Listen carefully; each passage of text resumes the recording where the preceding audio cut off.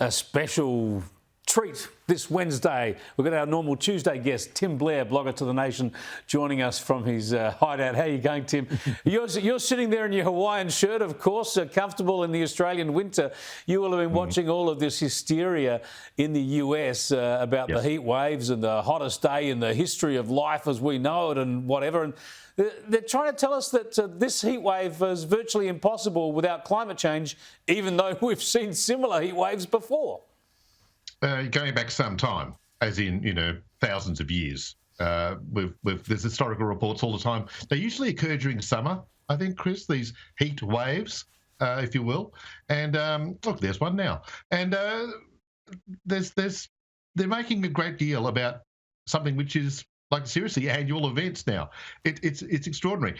But I think it gets back to the central core conceit of the whole climate movement, which is they first find a system called weather, which is intensely variable, claim that it's not variable at all, that it's static, and then when it acts variably, they cry panic. It's not a bad trick that they've got going there. And the politics of it, the politics and ideology involved in this is just insane. Have a look at this tweet from Hillary Clinton. I mean, it could not be more stupid. She blames the heat on who? The MAGA Republicans. So if it's too hot, vote the Republicans out and that will cool the planet. I mean, the inanity of this, but it kind of neatly sums up really the whole attitude of the Green Left on these issues. It's a part of the religion, if you're an observant climate panicker, is to identify the Conservative Party in your part of the world and blame them for climate change. It's also part of the religion that you never, under any circumstances, blame China.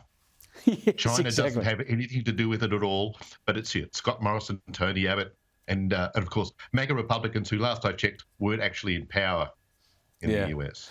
And they never explain the actual science of how changing a political party in office and changing a few policies will actually affect the weather of the planet. Is just nuts.